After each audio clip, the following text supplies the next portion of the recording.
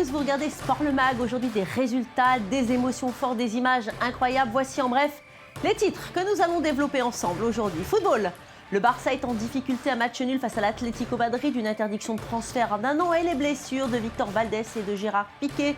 Les temps sont durs en Catalogne.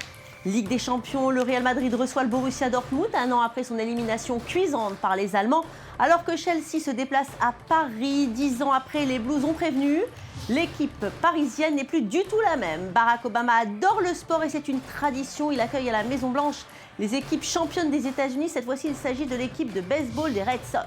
Enfin, notre tour du monde des sports dont on ne parle que trop peu, des très belles images. Vous allez le voir, c'est dans cette émission, alors surtout, restez avec nous.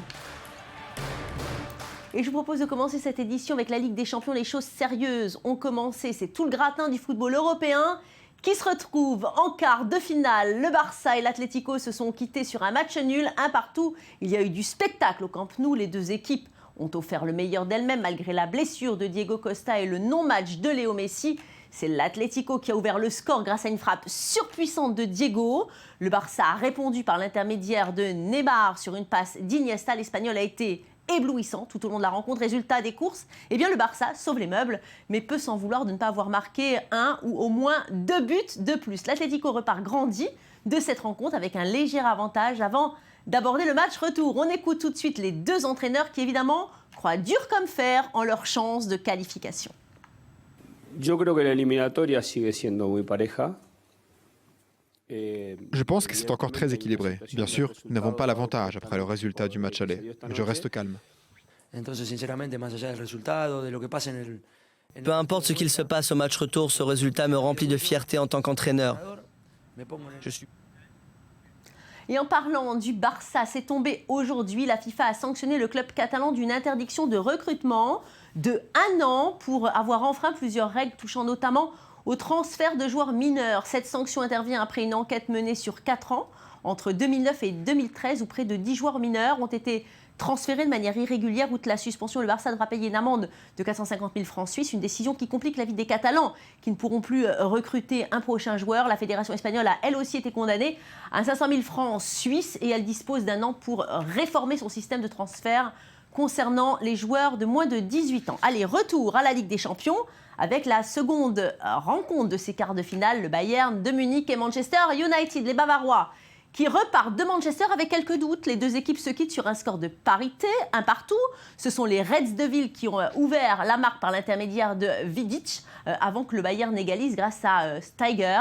Les Munichois ont été moins impressionnants que d'habitude. Ils ont laissé leur adversaire s'approcher du but et se sont fait prendre à défaut à plusieurs reprises. Il faudra se ressaisir pour un match retour à Munich. En tout cas, tout reste ouvert. On écoute tout de suite les deux entraîneurs après ce match. Allez. Nous irons en Allemagne pour essayer encore. Nous devons marquer. Nous devons aller là-bas pour essayer de gagner le match et marquer des buts. La décision se fera à Munich, mais je suis heureux, très heureux de notre performance avec près de 70% de possession de balle et 15 occasions de but. Ce n'est pas facile de jouer. J'ai joué à de nombreuses reprises contre Chelsea et d'autres équipes anglaises. Elles mettent 8 ou 9 joueurs en défense et ce n'est pas évident de se créer des occasions. Et pourtant, nous en avons eu beaucoup. Et les quarts de finale de cette Ligue des Champions, ça n'est pas fini. Le PSG entraîné par Laurent Blanc veut en découdre contre la formation d'un certain José Mourinho. Chelsea ne s'est jamais fait éliminé en quart de finale de la Coupe aux grandes oreilles, mais l'équipe sera néanmoins privée de Samuel Eto'o. Paris et Chelsea se sont affrontés qu'une seule fois en Ligue des Champions. C'était lors de la saison 2004-2005 en phase de groupe. Et les Londoniens s'étaient alors imposés 3-0 au Parc des Princes avec un doublé de Didier Drogba à l'époque. Rappelez-vous, mais les temps ont changé et en 10 ans, beaucoup de choses se sont passées. Le Paris Saint-Germain est métamorphosé, c'est l'équipe championne en titre. Et puis de son côté, Chelsea a remporté déjà la Ligue des Champions en 2012. José Mourinho est parti, puis il est revenu. José Mourinho face à Laurent Blanc au Parc des Princes, ça veut dire c'est la science tactique, le génie footballistique. Il y a tous les ingrédients pour vivre un très grand match. Je vous propose tout de suite d'écouter José Mourinho, l'entraîneur de Chelsea. Il aborde le match avec beaucoup de sérénité alors que Laurent Blanc est très prudent et mesuré. Écoutez.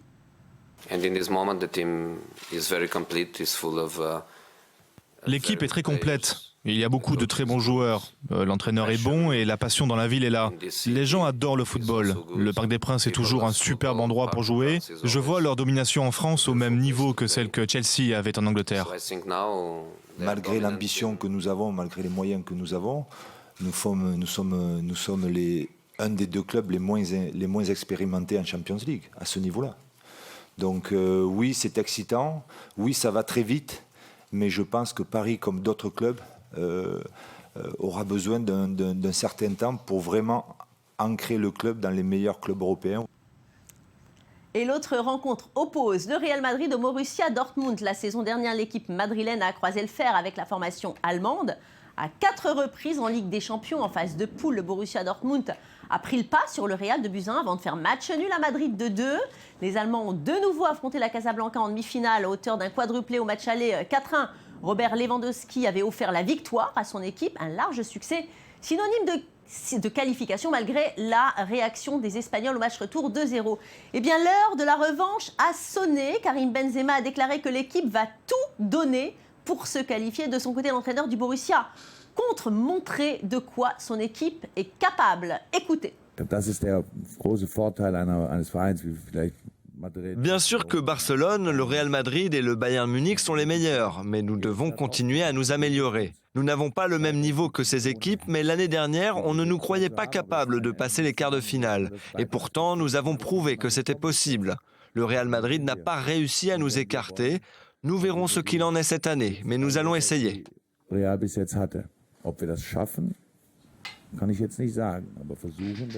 Direction l'Uruguay. À présent, le football uruguayen est en pleine crise. L'ensemble de la fédération a démissionné, un signe fort de contestation contre le président du pays, José Mujica. Il a annulé la protection policière dans les stades, une réponse aux hooligans qui avaient agressé 40 policiers. Du coup, les joueurs ont décidé de ne plus jouer. Ils ne s'estiment plus en sécurité. De mauvais augure, à 2 mois de la Coupe du Monde. La FIFA va ouvrir une enquête et envisage peut-être d'expulser la sélection uruguayenne de la Coupe du Monde au Brésil pour sanctionner le gouvernement. Cela paraît peu probable, mais c'est une affaire à surveiller tout de même. Et justement, en parlant de fédération, eh bien, je vous propose de regarder cette enquête. On connaît la puissance financière de la FIFA, mais toutes les fédérations ont-elles le même pouvoir? Entre les ligues, les unions, les fédérations, il y a de quoi s'y perdre. Il y a tellement d'instances de gouvernance. Alors, sont-elles alliées ou sont-elles ennemies? Lise Barenbaum a décidé de rendre les choses plus claires. Regardez. À l'heure où les sociétés privées rachètent les clubs à coût de millions d'euros, à quoi servent encore les fédérations sportives? En sport, les fédérations sont des associations qui chapeautent des clubs ou des ligues régionales. Depuis 1945, l'État français leur donne plusieurs prérogatives. Organiser les compétitions, constituer les équipes nationales, former les entraîneurs et les arbitres, mais aussi appliquer les directives du gouvernement et promouvoir l'image de la France. Une mission que la Fédération de football assume auprès des Bleus. J'aurais parlé du maillot, j'aurais parlé d'identité nationale, j'aurais parlé de quelque chose qui nous échappe un peu. Mais les fédérations sont souvent des institutions sclérosées. Le problème, des présidents trop vieux qui restent trop longtemps en exercice. Chaque président est élu pour 4 ans, sans limite du nombre de mandats qu'il peut effectuer. Des dirigeants en fin de carrière pour qui cette ultime mission n'est rien d'autre que du bénévolat. Certains présidents qui n'ont pas toujours le profil adéquat se retrouvent dans des positions compromettantes. Jean-Pierre Escalette avait été contraint de démissionner de la présidence de la FFF en 2010. Dépassé, il ne parlait pas le même langage que les jeunes joueurs de l'équipe de France de football. Je suis cependant amer de succéder à mon ami Jean-Pierre Escalette dans une des périodes les plus noires du football français. Je suis parfaitement conscient de la nécessité d'une réforme en profondeur sur les 4 sujets suivants. Premièrement, nos statuts. Deuxièmement, notre capacité de diriger. Troisièmement, notre capacité à travailler en équipe. Quatrièmement, notre manière de communiquer. Le bas blesse aussi au niveau des budgets. Les fédérations sont financées par 3 sources. 50% du budget vient des cotisations des licenciés.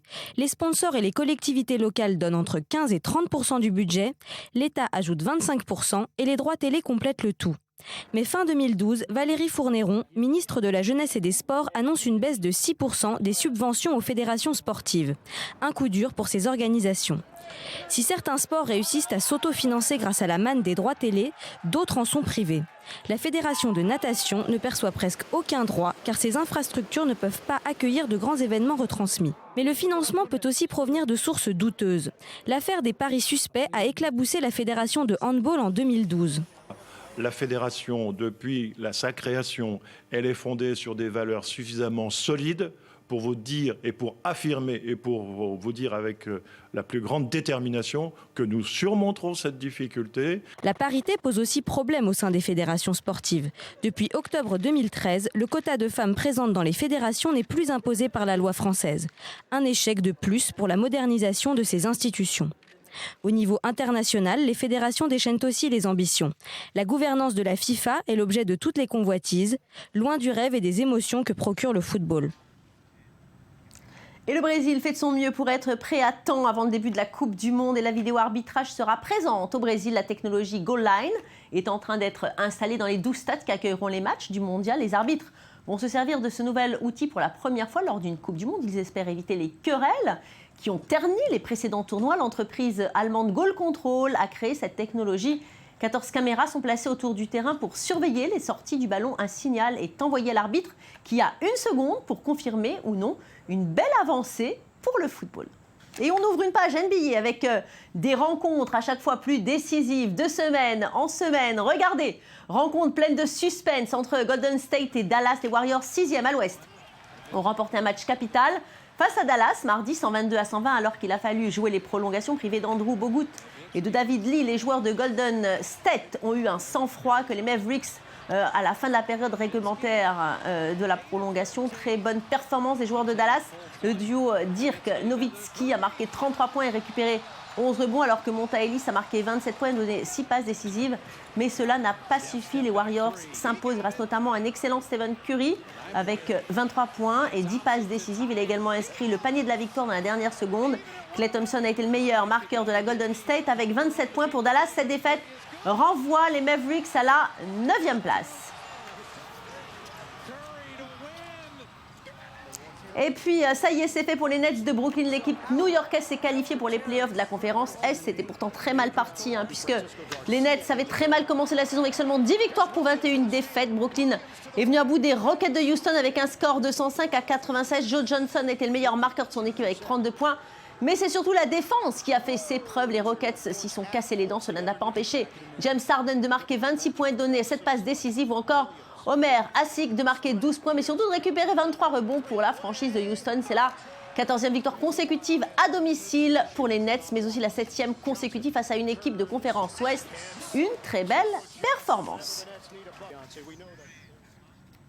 Et on fait un détour du côté de la Maison-Blanche. Maintenant, le président américain Barack Obama a félicité les champions des World Series de baseball, les fameux Boston Red Sox. Obama a rendu hommage à cette équipe qui a aidé la ville à se relever après les attentats qui ont eu lieu l'année dernière pendant le marathon. Le MVP de l'équipe, le champion David Ortiz, aussi connu sous le nom de Big Papi, a offert le maillot numéro 44 au président. Il a aussi réussi à faire un petit selfie avec Obama. Regardez, le voilà, juste pour le plaisir.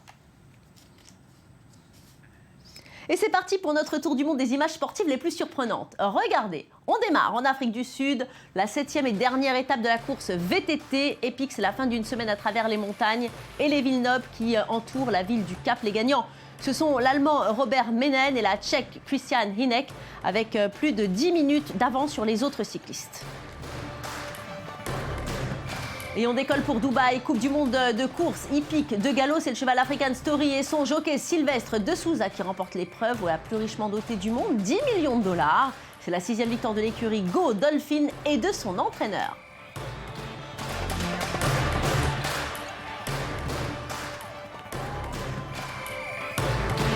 Et on continue en Grèce avec le rallye de l'Acropole. C'est la 3e manche du championnat d'Europe. Victoire de l'Irlandais Craig Bean pour Peugeot devant le Français Brian Bouffier pour Citroën.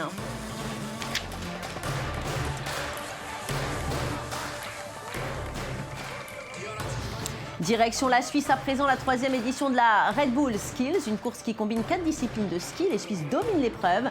Chez les dames, c'est Denise Ferrabin qui arrive première et chez les hommes, c'est Mauro Savicel qui l'emporte. Le voilà. Et on termine par Berlin, 34e semi-marathon dans la capitale allemande. Et c'est le Kenya qui s'illustre encore chez les messieurs. Leonard Common a gagné en 59 minutes 14 secondes. Tadler Bekele est première chez les dames. Et bien voilà, c'est la fin de cette émission. Merci de votre fidélité sur i24 News. On se retrouve demain pour encore plus de sport. En attendant, vous pouvez nous revoir sur notre site internet i24news.tv. Notre site internet est disponible pour vous 24 heures sur 24. Vous le savez, alors restez avec nous en attendant car l'info continue sur notre chaîne.